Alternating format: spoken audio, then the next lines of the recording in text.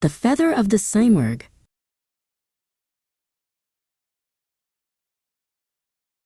In a garden filled with the scent of roses, a little girl named Sitara sat with her grandfather, Dara.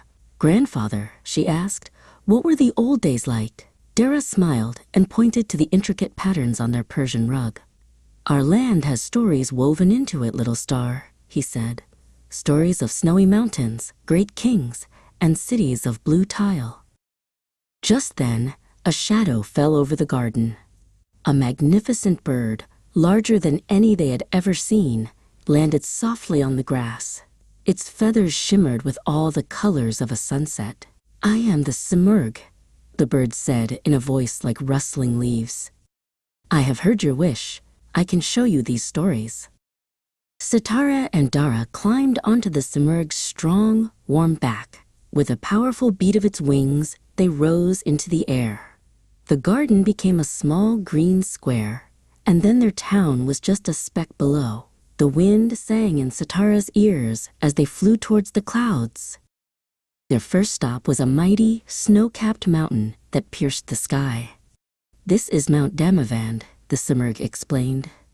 "It is a sleeping giant, a guardian of this land. It has watched over our people for thousands of years." Sitara felt small and amazed next to its silent power. Next, they flew north until a great sea appeared, its water as blue as the sky. Green forests ran all the way to the shore. "The Caspian Sea," Dara said, his voice full of respect. "It gives us fish to eat and a beautiful place to rest. It connects us to our neighbors." The Simurgh then turned south, flying over vast deserts that looked like waves of golden sand. The sun made the dunes glow. It was a quiet and beautiful landscape, stretching farther than Sitara could see. They landed among the ruins of a great stone city. Giant pillars and staircases stood against the sky. Dara pointed to carvings on the walls. "This is Persepolis," he whispered, "the heart of an ancient empire. Kings and queens walked here long ago."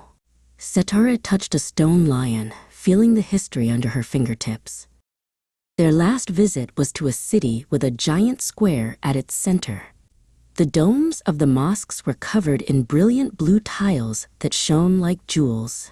"Isfahan," Dara said with a happy sigh. "It is said that this city is half the world. Its beauty is famous everywhere." As the sun began to set, painting the sky orange and purple, the Simurgh carried them home.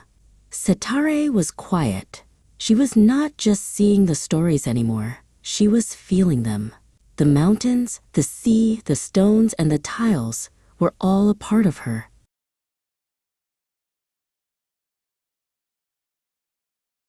They landed gently back in their own garden. Before leaving, the Simurgh plucked a single shimmering feather from its wing and gave it to Sitara.